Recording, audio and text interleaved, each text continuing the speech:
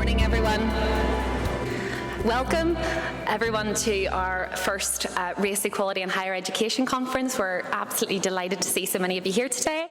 And I'd now like to welcome to the stage the President and Vice-Chancellor of Queen's University, Professor Sir Ian Greer, to formally open today's conference. Thank you.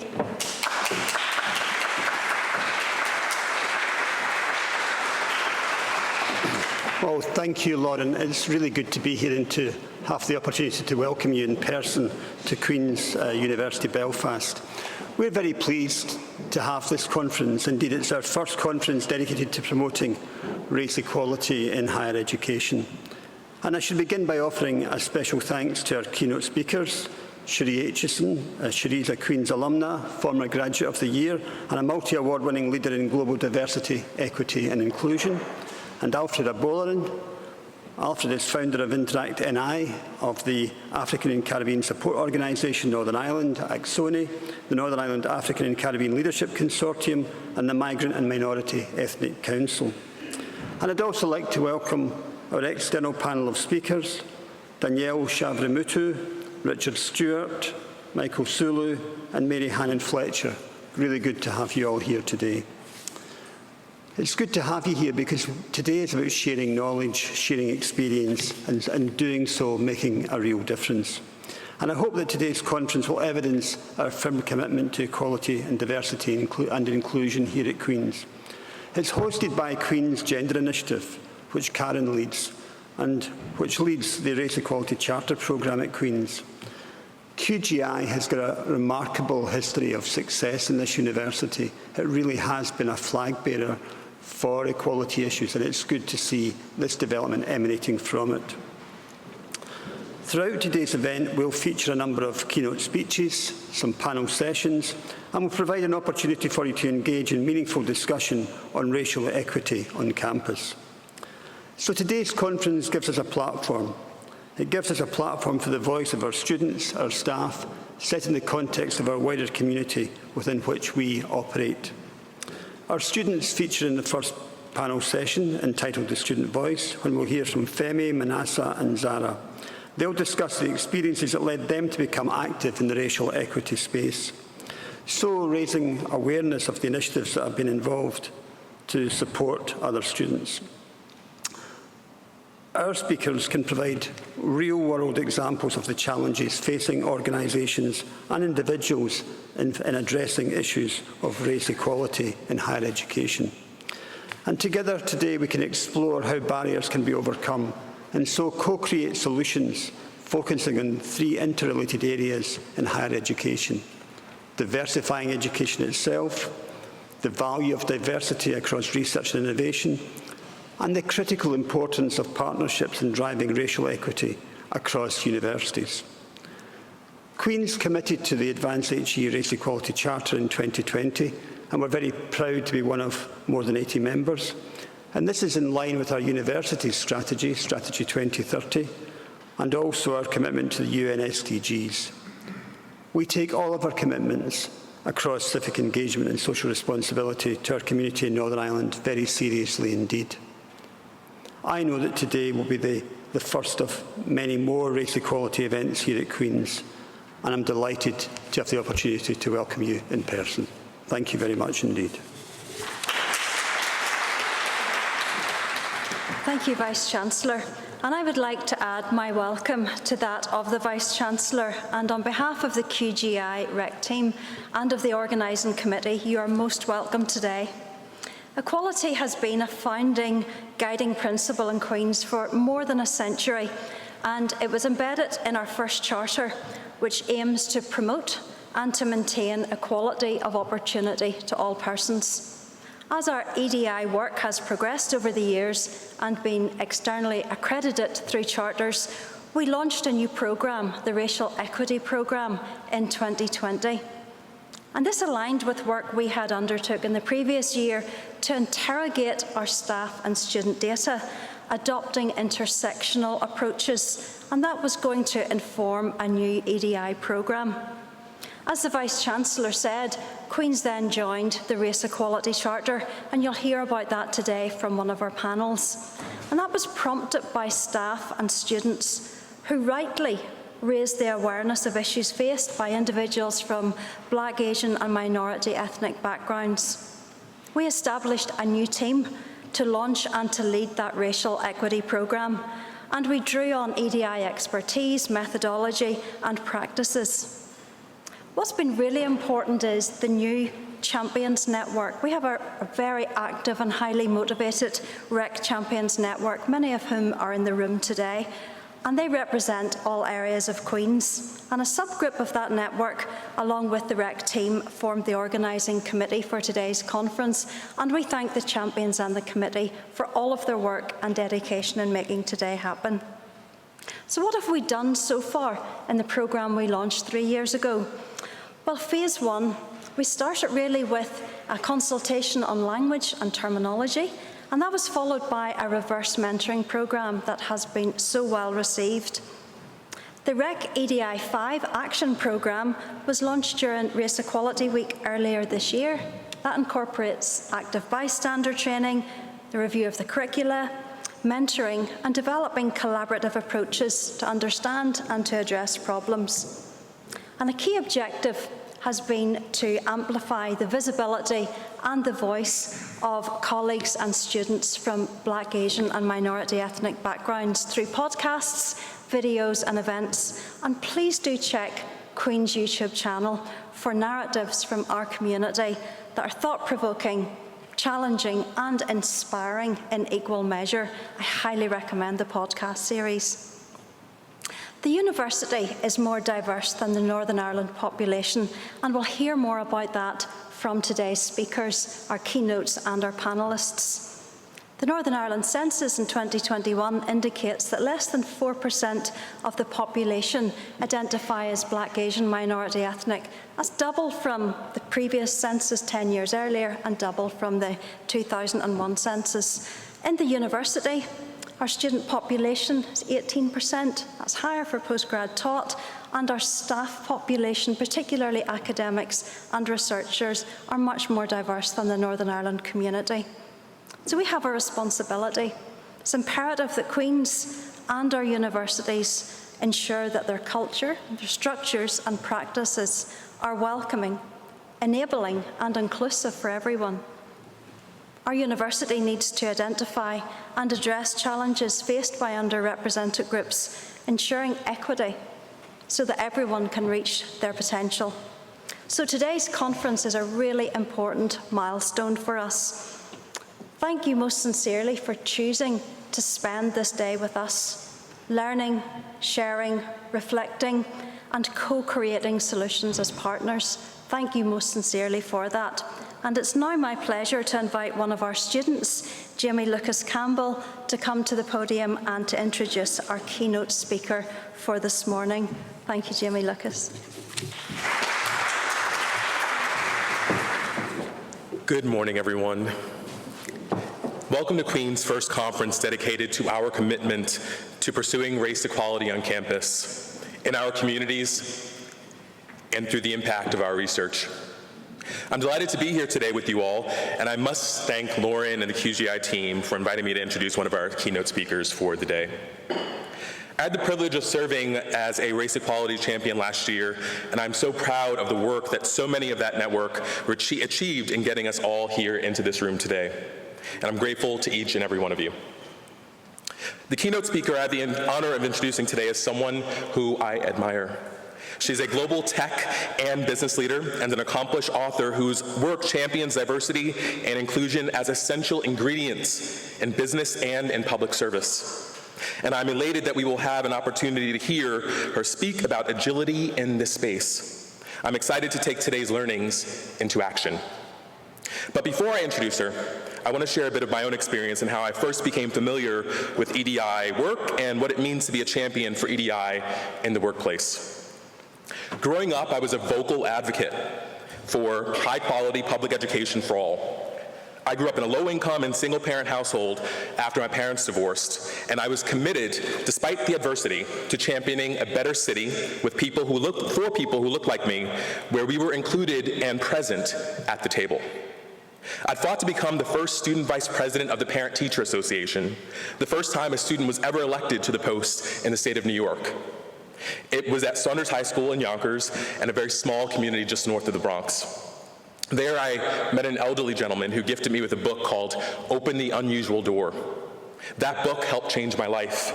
It was his kind gesture and, of course, the book that helped how I understand allyship and what that actually means.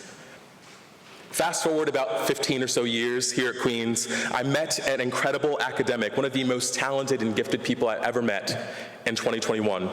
They were from the Global South. They pulled me aside one morning and gave me a book that set me on track for my PhD, where I studied the impact of exclusionary policies on marginalized people.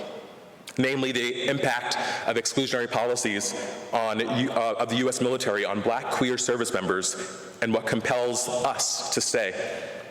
As a former service member, albeit one who quit, I have long pondered why there were so few women, individuals of color, and gender nonconforming individuals in positions of military influence. So that's what I explore in my work here at Queen's.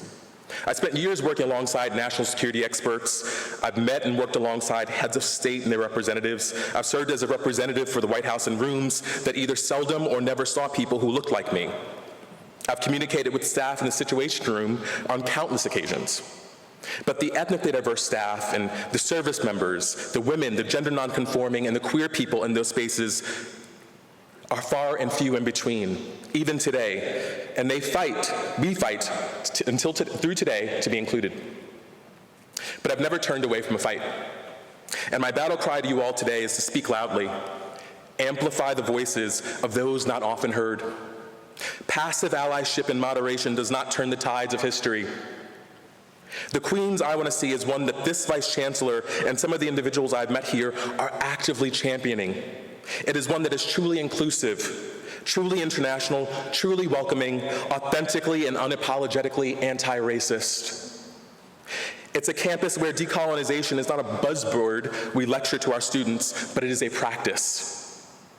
And one in which a students' union is not seen as a rubber stamp, but an organization for vocal and proactive student voice, because a representative student body is what we need to deliver on the impact of the promise of all of our work. For those staff members in the room committed to this work, I say, trim the bureaucracy. Empower your colleagues to act. Recognize the diaspora of the international student, postdoctoral, and professional services communities here at Queen's. Ask your ethnically diverse staff and students what they need. Seek our feedback continuously and safely without consequence. Ignore the naysayers who say that EDI work is divisive. Recognize that it is indeed the opposite. Our work is a function of bringing all of us together. Let us not allow our work championing race equality and EDI to be diminished or trivialized. Let us support one another. Let us be vocal. Our Race Equality Charter Group here can and must be louder and speak more directly to the bread and butter of our university, the students and the communities from which we all come. Our research demands it. Our commitment to the Sustainable Development Goals demands it. The communities and environments to which we are sending our students demands it. We'll hear from some of that, you will hear some of that from our fabulous speaker, whose work in EDI has earned her the ranking as one of the UK's top most influential women in tech, and numerous awards for your global services to diversity and inclusion.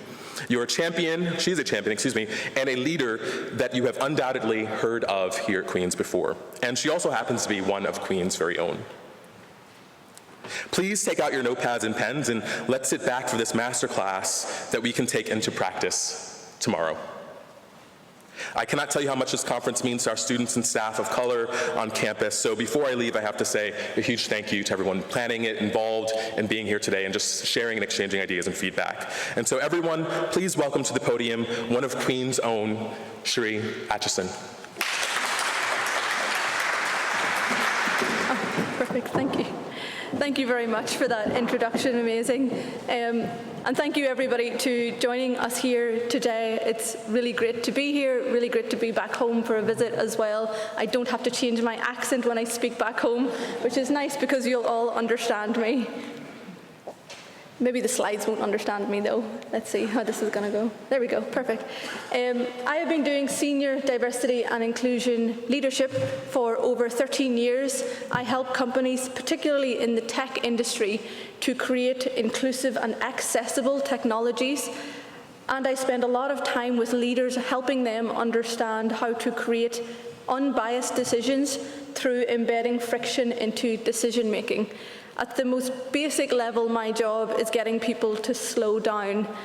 Today I'm going to talk about some of my own journey. I think especially growing up in the north of Ireland and being a person of colour here in the 90s has been a uniquely a nuanced experience, certainly for me and for I know a lot of other people, certainly with the lens of religion that's incredibly integrated into how we live here in the north of Ireland. We cannot ignore that conversation with the race lens on top of that. I'm a global diversity and inclusion executive. I've held senior leadership roles at a lot of different companies like Deloitte, like Monzo Bank, and I'm now at an agency called Valtech. And I sit on the board of the world's largest non-profit globally dedicated to women in technology called Women Who Code, where we have over 330,000 global members as well. We have a place here in Belfast, which is where I started our Women Who Code UK expansion 7 years ago now, I think. Feels like a long time ago, back when I had just graduated from Queen's as a computer scientist and a software engineer. And I write a lot, probably too much, but I think it's important to share what's worth up here outside of my own head. I write a lot for Forbes, for Thomson Reuters, for the Evening Standard, and a whole host of other publications, really focusing on using data as the way to unearth privilege and change the trajectory that we are on. I'm going to share a bit about my own background today in the hope that maybe it helps you take some time to think about your own background and also the background of people both like you and not like you. The key one probably being that second part as well, some awareness maybe outside of what you're used to too. And then I want to share with you, I guess, actions that we can take forward.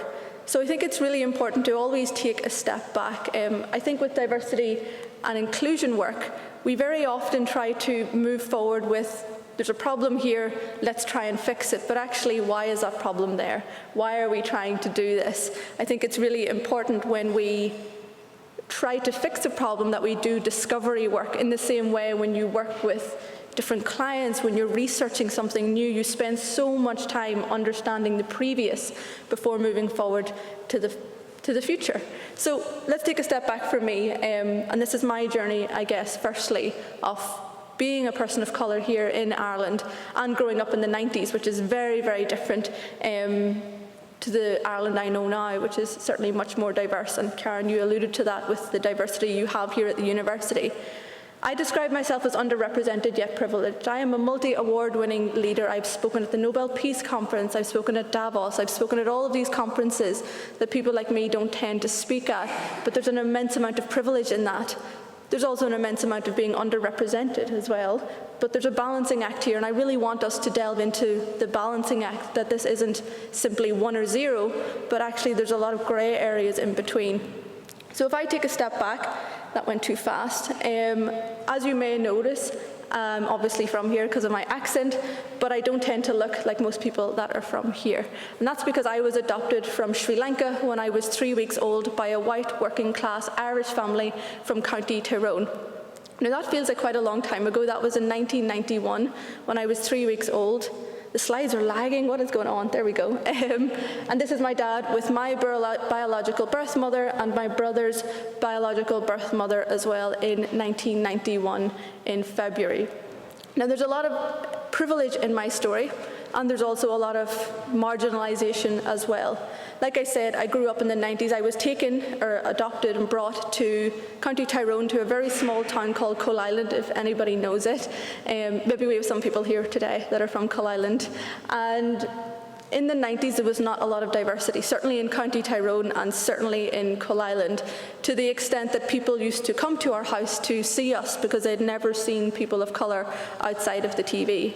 Now, when we think about experiences like that, when you get used to understanding actually what it means to grow up in a space where you're the only, many of you will have had experiences being the only, whether that's in your boardroom, which I also recognise, in your teams, in your research teams and so on.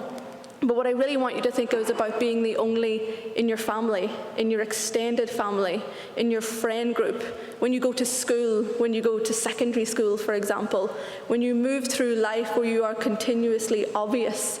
And in a way that some people feel like, well, it's great to stand out, it's great to have that ability to do that. Recognise that there has to be an element of confidence and security to make that a confidence piece and not something that feels othering. Now, certainly growing up in the north of Ireland and going to primary school and going to a predominantly Irish Catholic school as well, in the area that I grew up, people were not wealthy. My family ended up on disability benefits. I grew up on free school meals, which is a state-provided benefit, as you know, for families that can't afford to feed their kids when they're at school. I am acutely aware of the different layers of underrepresentation that people can have, both from my own experience, but also from the experiences that I don't have from listening, which is what I guess a lot of you are doing here today. I think it's really important that we listen to things that maybe challenge us because we don't identify with them. That simply doesn't mean that they don't exist. It means it's a different avenue for many of us.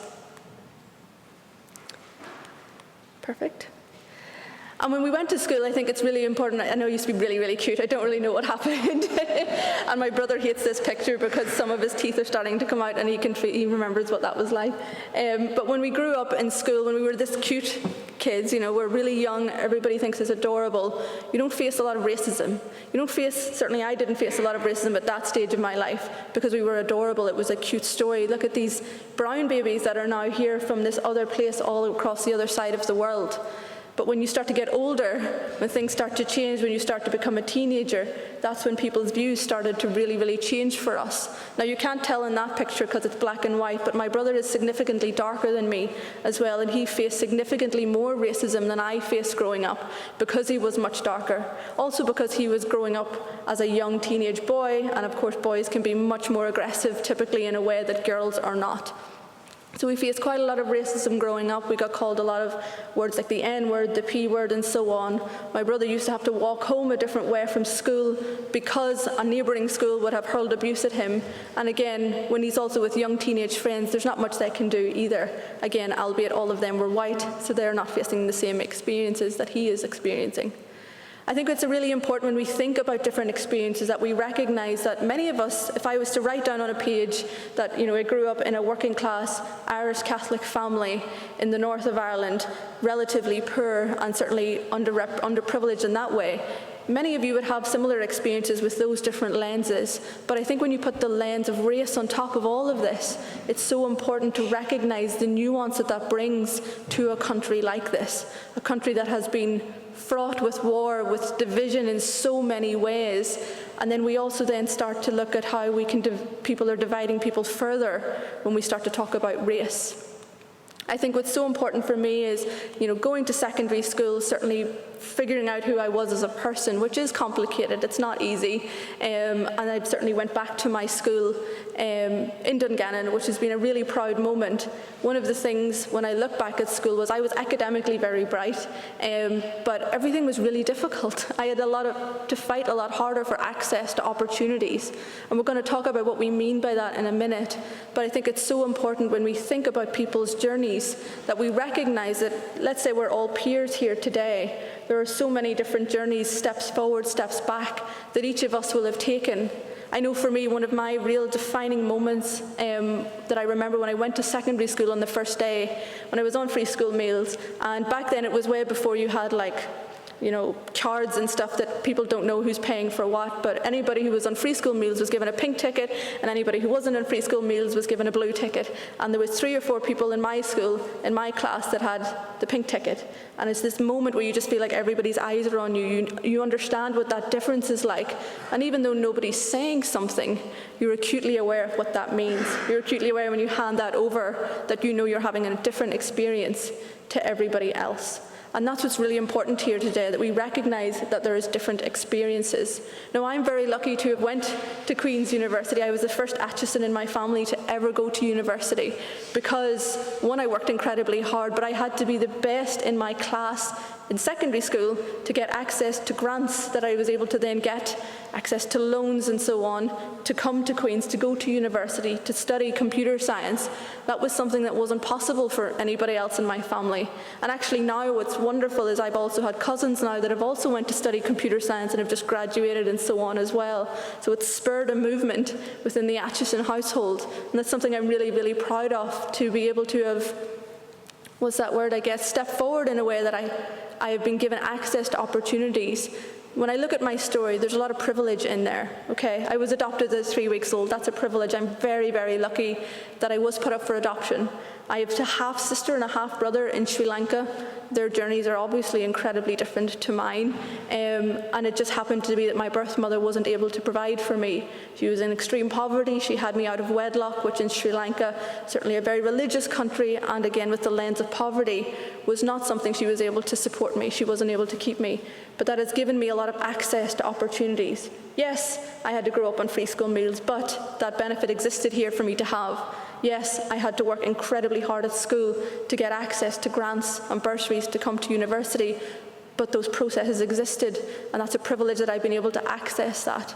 But I think what's so important is that we recognise that access to opportunity is the key thing here. Opportunities exist for everybody, okay? We can all see that opportunity is everywhere, but if I can't access it, it might as well not be there.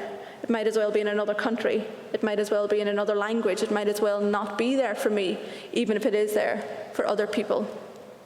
Now, I have a photo, that's the one that's coming up, and it's on the quad, and I actually only got to see it today on the quad, was when I was Queen's Grad of the Year in 2019. Now, I've won a load of awards. I have an awards cabinet, which I'm very proud of. Needs dusted a lot, though, which I don't like so much. But of all the awards that I've won all around the world and all of the notoriety and everything else, for me, winning the award at Queen's, and Dr. Gift, who also won Student of the Year that year as well, together, was such an incredibly poignant moment in my career. Firstly, coming back to Ireland to win something that, you know, I've seen those awards for years. I've seen all of the different people that won them. I've also seen that nobody that looked like me had ever won it before me either. And that was something that was so important to me.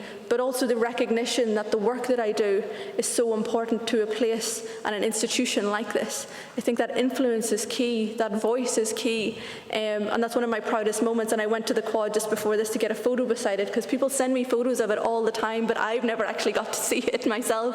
But I remember speaking and getting that photo taken here, and speaking here at a podium as well a few years ago, and it was such a great moment. My family was here, the hall was full. It was such an amazing moment in my career, but a really, really important one for race equality and race conversations in the north of Ireland, and certainly here at Queen's. And I think when we move through these conversations, you know, I live in England now, I spend most of my time in other places in the world, but when we come back here, I think it's really key that we recognise what we're talking about. And we're talking about different layers. We're not talking about ones and zeros. We're talking about very unique and nuanced experiences. Now, everybody's experience is different, regardless of what lens we're talking about. No two people in this audience will have had the same journey, even if you have had arguably similar upbringings.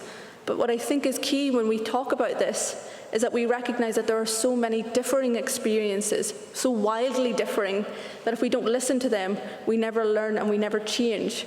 I'm married to a white Irish man who's from Ballygolly, which isn't too far away from Coal Island. He is at a very similar upbringing in that he's also not from a wealthy background. His family are farmers and so on, but he's obviously white. So it's a very different experience when we talk about how we grew up. Even though there's those lenses of similarity because of our socioeconomic background, because of growing up in a white working class Catholic area, there's a huge differing point where we get to a point where it's like, he has no experience of that. He talks to my brother and arguably they're close in age, but the differences are wildly, completely different. When you start to think about bullying, when you start to think of those formative years where you're figuring out who you are as a person, some of us are still figuring ourselves out, that we get to a point where it's actually very, very different. Now, I talk about my balance of being underrepresented and privileged, and I think one of the biggest privileges I have is that I'm listened to. Ironically, as you sit and listen to me for 40 minutes and then ask questions for 20. But I think what's key here is I have an avenue, and that's why I do a lot of this work, and I keep doing this work. I've been featured in most of the world's biggest publications. I've written 2 books, and I have been lucky enough to be listened to. And what I would ask you to do is, as you move out of this hall, as you go for the break and you listen to the panels throughout the day, that you don't forget about this, that you also forget about the avenues that you have access to, that many people will not have access to, that the voices that you can amplify, or even just the discussions that you can have, are so important. Now, what I think we always have to talk about here is equity, and we've kind of touched on it quite a lot as we go on, but actually, why should we care? You know, why are we here? Why are you sitting here today? Hopefully not just for free breakfast, but why are you here? Why have you decided to come here? And I'd like for you to take a second to think about that. But what we're here to do is to re-level a playing field. Now, this is my favourite. There's lots of versions of this diagram, but this is my favourite one. I always use this one. What I said at the start was that we are talking about access to opportunity. Now, on the right-hand side, we have a tree. There's some fruit on that tree. One person has some access to fruit. They can see it. They know they can reach some of it. The other person has less access. They can see some opportunity up there, but they actually can't reach it. So what's the purpose here? We're in inequality. There's access problems here. There's opportunity here. But one person can access some, one person can't access any. Now, when we take a point of equality, when we're trying to move everyone forward together, what we're potentially doing is losing the nuance here. Now, think of this again from the north of Ireland. We talk about religion quite a lot here. We talk about socioeconomic background, and we're now talking about race quite a lot. Think about all of those lenses together. You put these things together. People don't exist in separate boxes. We exist as one whole person. When we don't understand the nuances and the differences that people have, and the different experiences or the lack of access to opportunity, what we end up doing is things like equality, where we give everybody the same support with the assumption that that moves everybody forward. Now, in this scenario, great, the person on the left can now access all of that opportunity. They have all the food they need. But the other person might as well still be 6 miles away. It doesn't matter that they're actually closer, they're still not getting access to that opportunity. And when we talk about equity, and I know this is what we're talking about here today, is about really understanding the differences, the different access to opportunities, and how we trajectorily change those things, is that we're starting to recognize the different experiences, the different access points, financial backgrounds, and how that influences where we go and how we get there, and how we stay there as well, understanding that financial stability will change your ability to take risks, and so on. When we start to recognize those differences, then we're starting to understand that me moving and me helping someone else that needs more support is not taking away from somebody else, but is actually recognizing that we're re-leveling.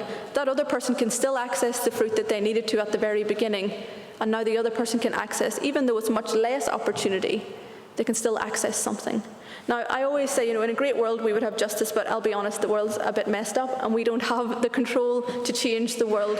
What I really get companies to focus on is equity, because what we can control is our hiring processes, our promotion processes, our grievance processes, what we deem as good enough and not good enough, and interrogate that with the lens of race, ethnicity, gender, economic background, and so on and so forth.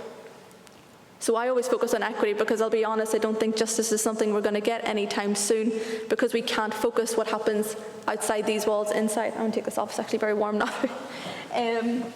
But what I think is really, really important when we have those conversations is that we really think about what we have within our control. What do you have within your control? Some of you might be students, some of you might be faculty, some of you might be people from other spaces that are interested in what we're having today. Everybody has a realm of control. It doesn't have to be like me writing for Forbes, but you have a family. No, you have friends, you have people you can talk to about this. Remember that influence has such a huge knock-on effect. When my publisher reached out to me to write demanding more, firstly I said no, and then I said yes because my husband was like, don't turn down good opportunities.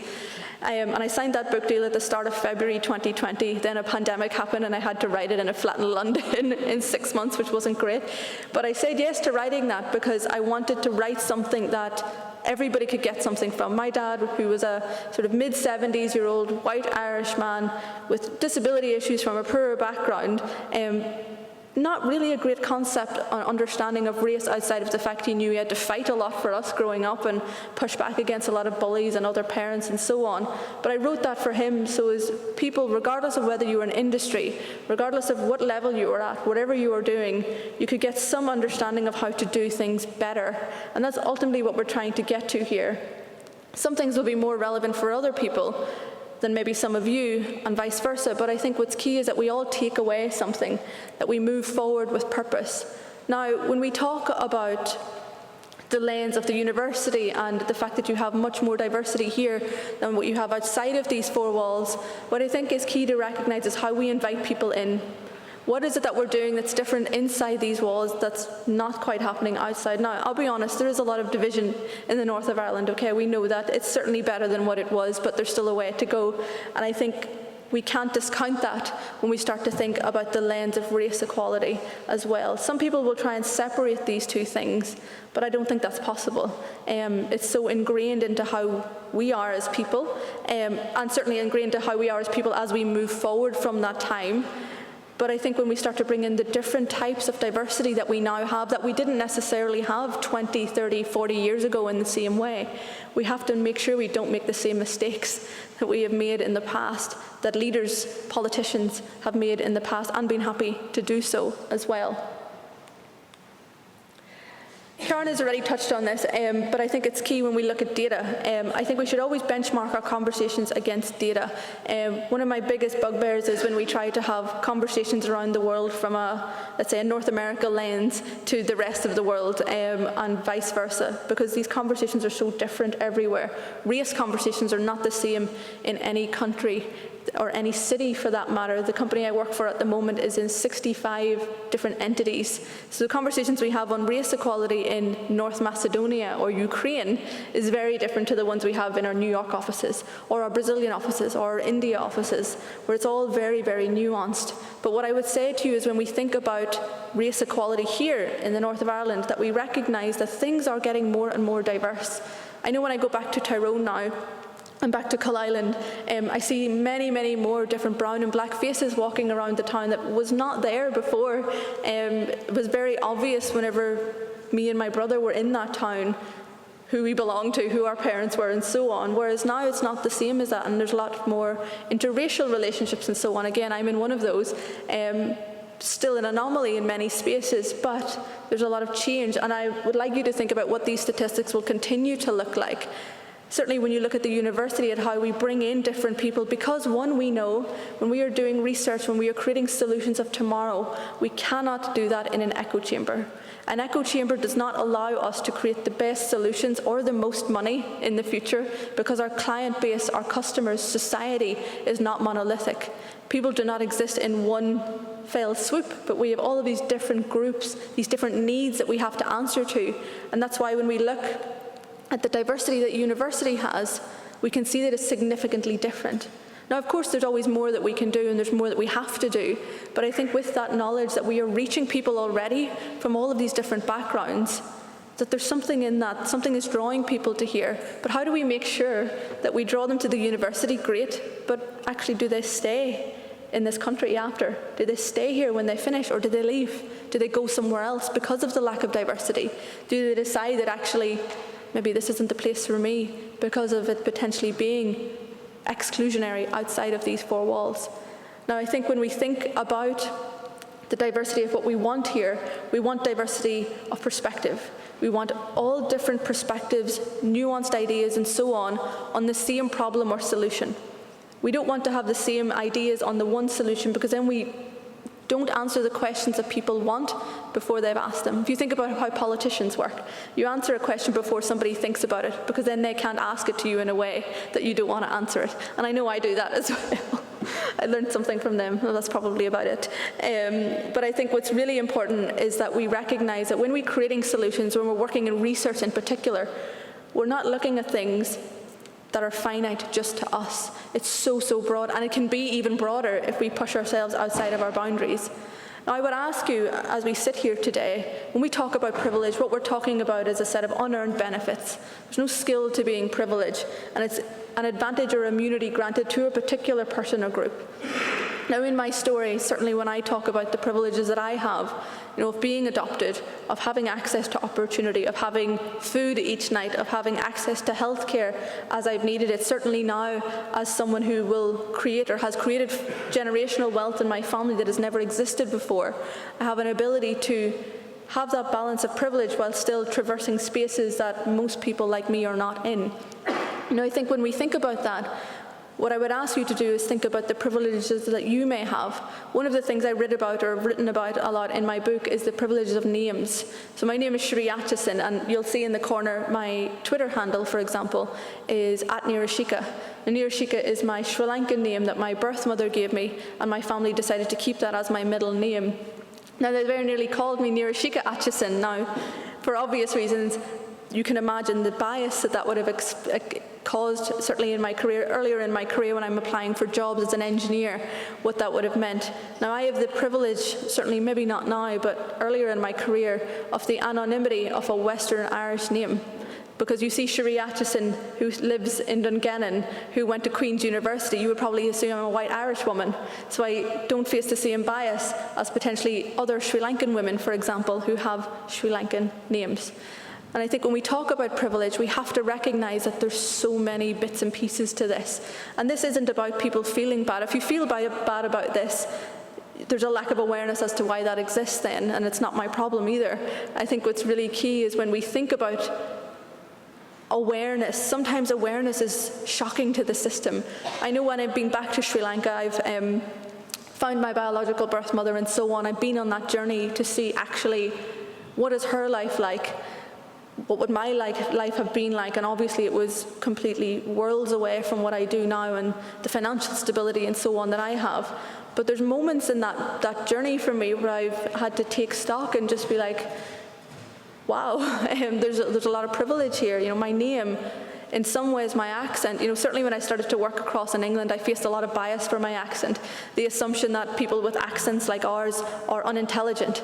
The assumption that if you go and study in Ireland instead of in England, that your degree is somehow worth less because of, again, the social bias towards particularly London-centric universities and accents as well. But the flip side of that is when I've been at universities here or when I've been applying to jobs when I was an engineer, on the phone my accent sounds like everybody else's. Nobody can tell anything.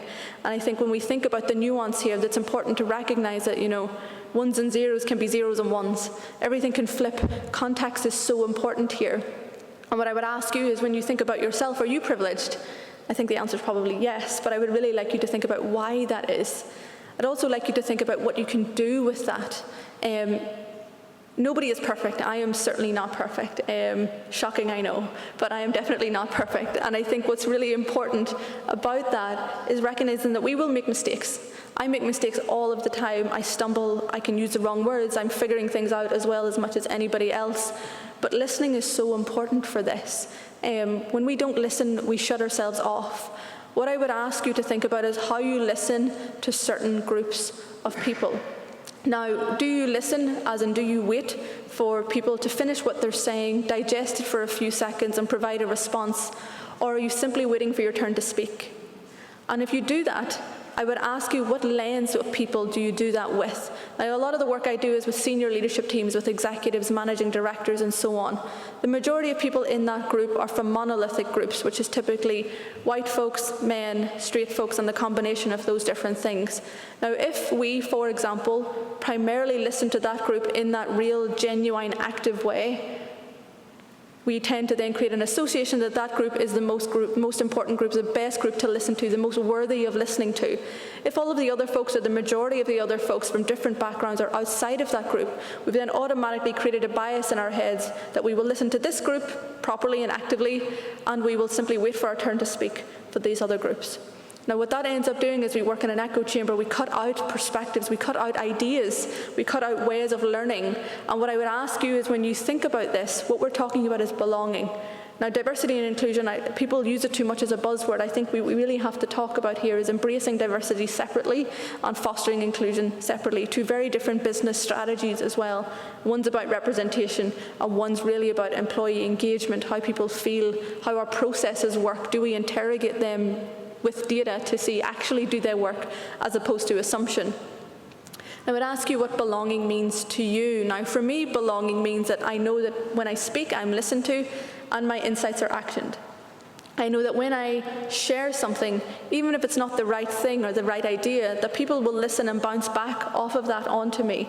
They won't just make an assumption that because it's coming from my mouth, it's immediately wrong or not worthy of listening to. I wonder what that means for you. Take a second just to think, actually, what does belonging mean for you? Why do you want a sense of belonging? Are there moments in your life, not even necessarily career, but in your life where you feel that sense of, actually, I belong here. I feel like I have a purpose here. I have people around me that help me reach whatever my goals are, whether that's within your family, within your friends, within your work, and so on. Because belonging is so nuanced. Now, remember again when I said at the start about the nuance here of underrepresentation of race in the north of Ireland. When we think about belonging there with that small group, that small percentage, that yes, it's getting bigger. I want you to think about if you have that experience, or if you don't have that experience, what that's like for different groups of people who maybe don't have the given belonging because they are different. I've certainly remembered that growing up. I certainly still remember that, and whilst it doesn't necessarily faze me now, it's something I'm acutely aware of. When me and my partner moved to Belfast, went to university, of course, and so on, moved to London, I remember the first moment of going into the big Tesco in Streatham where we lived, and there was so many interracial couples, and I was like, Sean, nobody's looking at us anymore. We're not special now. Whereas when I was in Castlereagh in Belfast, people were looking at us, and people would make comments. I'd go back in Tyrone and we would get people sort of watching and not really understanding so much. And then we moved to Kent, which is kind of like Ireland, but sunny and has good wine. But it's very undiverse as well. And now we're back in an experience where when we go into different places, I will be the only, for the most part, brown person in that room. When we go into different environments, I can feel eyes on me. And people might be like, well, that's a good thing. That's because of this. It's because of that. I can still feel eyes on me, and I don't necessarily like it. That's an experience I don't have to have in London, which is a very diverse place. And I want you to think about, if you don't have that experience here, for example, what it's like for people that do, what it's like to have to quantify yourself and so on. You know, I know if I didn't have the accent that I have, my experience growing up here would have been even more different than what it is with my very thick Tyrone accent. When I think about fostering belonging, I think there's lots of different things we can do, and I want to go through these, and then we'll go to some questions, hopefully, that you have. If not, we will pick on people because we don't like silence. And what I would ask you to do is to remember how privilege really manifests in processes and ways of working. It's very easy to say, you know, this group is privileged, this group is not, etc., etc. But what I want you to think about is how that influences who we give funds to, for example, how that influences who we deem to be worthy of mentorship or sponsorship if it's informal. How do we decide who we want to hire, and why do we do that? When we've created processes, typically they've been created with the majority in mind, because for obvious reasons the majority demographic folks have created those, the processes work for them, it works for the majority of folks. Then we start to get outliers, people from different backgrounds, where that process has not been tested for those people. That process has not been interrogated with those different lenses, those different avenues of access to opportunity. And what's really important is what a lot of organisations are doing now is interrogating that process in a different way that they've never done before. You will find things that you won't like when you do that, but if we don't do that, then we can't change anything. Awareness is one thing, but action is a completely different thing. I think we have to also really recognise that when we do this work, we're doing it together. Better and more diverse organisations benefit everybody.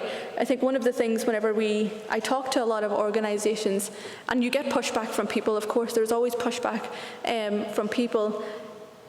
There's a lack of recognition that when we have better flexibility, when we have more collaborative cultures, everybody works better together because there's more ideas in the room. People are heard in different ways. I also think there's a lens of accessibility that's so often forgotten about in diversity and inclusion work. And what I mean when I'm talking about accessibility, I'm really talking about physical accessibility and also digital accessibility as well. A lot of the companies I work with create the solutions of tomorrow, and retrospectively will try and shoehorn accessibility in without recognising that it's such a privilege that we can all use different bits and pieces in a way that other people cannot. And that's a really big privilege. I know for me personally, my hands don't really work very well, so I was worried whenever I came here it was going to give me a hand mic that I couldn't really hold. But it's a big privilege then that many people can do those things, whereas my hands don't really function the way they're supposed to. What I would ask you to do is to remember those different and unique experiences that have brought people to where they are right now. One of the exercises I do, and it's in my book, Demanding More, is a privilege walk, where I ask everybody, I think it's like 50 or 60 questions, and depending on your answer, you'll step forward, you'll step back, whatever it might be. Questions around accessibility, neurodiversity, race, gender, sexual orientation, and so on. And what you end up is typically with a scattergraph of people. People all the way forward, some all the way back, some still in the middle. But the key point of that is that these people, we typically do that with peer groups. So they're all at similar level, whether that's vice president, VP, senior VP, whatever it might be. So they're peer groups, they work with each other every single day, but there's never a recognition that actually, yes, we've all got to this point, but getting to that point has been so varied and so different for every single person in that room. And those different experiences, it's so important that we do that. And I would urge you to do that. I think I've open sourced that training as well. If you Google my name, you'll find it. But what I would say is so important, one of the biggest skills that any leader, I think, can have, or any person, is being considerate and empathetic. I think it's really easy to get defensive when we have these conversations.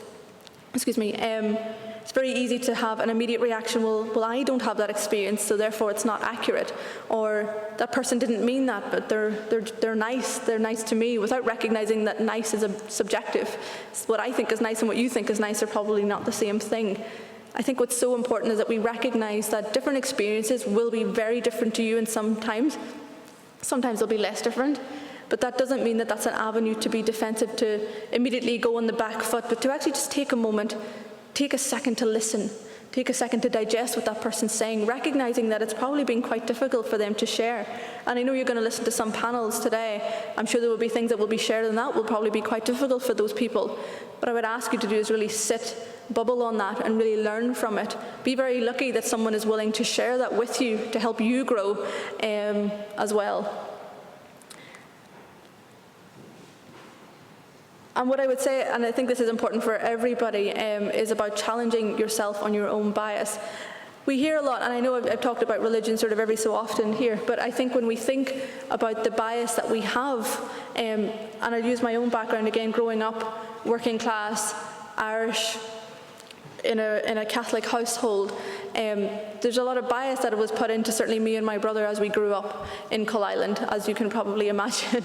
And I'm sure again, I'm sure most people here have watched Derry Girls, where they have, the Across the Barricades session where you go to, trips with the Protestant community, for example. And I remember doing that, where we had to go on school trips together with the Protestant community or the other schools across the road to try and learn about what these other people were like, without the recognition that they're almost exactly the same. There's no real difference here.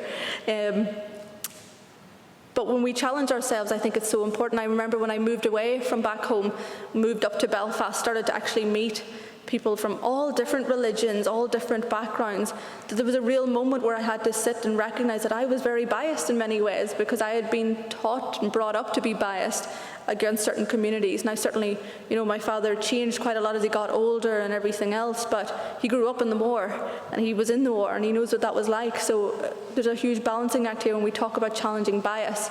A lot of us are maybe more comfortable now talking about challenging the bias of religion.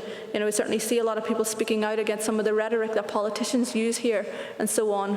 What I would ask you to do is think about the same rhetoric that's being used about people of colour, about immigration, and so on as well, that we can't just rest on our laurels when it's something that we're comfortable challenging, that we recognise that there will always be someone that someone wants you to hate, and that you should always push back against that. I have to do this as well. Nobody is, like I said, nobody's perfect, but being willing to challenge yourself, being willing to ask yourself why you make certain decisions is a key part of this. Sometimes it just takes a few seconds to think, why am I more drawn to this than that? Why do I not like that person? Am I actually being fair, or maybe they're just not nice? But thinking about actually why we do certain things. But what I would ask you to do as I sort of leave you before we have questions is listen. And yes, you're listening right now, which is great, hopefully, but really listen to the people around you. Spend some time reading books, reading articles online and so on, investing in recognizing different experiences. I think one of the things I really learned when I moved away from back home, moved to Belfast and moved to London, and then travelled all over the different places, but there are so many different experiences in the world that I would never know about if I just close my ears and put blinders on. I could very easily just live in a bubble that existed the same way as I've always lived, that I've always grown up with, and so on. But who does that serve? That doesn't even help me be the best person that I can be, because it's so close-minded. I would ask you to think about how you support people. And Karen, I know you've mentioned sort of mentorship programs and so on like that here. I think that's so, so important when we think about how we nurture the next generation of talent. Remembering that we will not be here forever. There will be people that will be sitting in these chairs in whatever many years it is. There will be other people on these walls and so on at some stage too. What are we doing to help nurture those different people? What are we doing to help those people tap into their potential? What are we doing to also support ourselves in this as well? This work is not easy. We're having some very frank conversations, some things that are very eye-opening for people. You know, I talk about my experiences, some of the things that have happened to certainly me and my brother, and people are dumbfounded, they're exasperated, they can't believe that it's happened, whereas I'm like, I don't know how you can't believe that, because I grew up with that. I still get asked where I'm from and where I'm really from regularly, and I respond in a way that I wouldn't say when I'm being recorded. But I think, you know, it's very commonplace now. I'm very used to it. But so many people are only having that awakening now. What I would say to folks as well is that whilst that could be frustrating, certainly for people like me, where people are having an awakening, it's still really good that you're having that awakening. And again, nobody's perfect. At least now, if people are listening, we can move forward together. We will never fix things. We can never fix things that focus on marginalised folks with just those people. Everybody has to be involved here, whether that's around race equality, gender equality, disability access, and the combination of all of those different things. We need to have everybody involved in this, because that's the only way we can change things. I would ask you to self-reflect, you know, thinking about your own journey, thinking about the access to opportunities that you may have or you may not have, thinking about the people that you work with, what are their journeys like, thinking about the places, the research that you do, how you decide how funding is allocated and so on, really thinking about why you do certain things. And what I would say is to change as well. You know, we can all be better in some way, shape or form, whatever that might be. What I would say to you is that there's no point in listening and supporting and self-reflecting if we never change, because then it's very, very hollow, and people will see that. The main thing that we can do is be willing to change, to be willing to be wrong, to be willing to learn something different that we've maybe never experienced before, with the understanding that we potentially, fingers crossed, leave the world better than we found it. So like I said, my book, Demanding More, is everywhere if you're interested. You can find that in lots of spaces, and it really delves into all of those conversations on race, on privilege, on particularly socioeconomic background and so on. But I am really excited to hopefully have some questions. Thank you.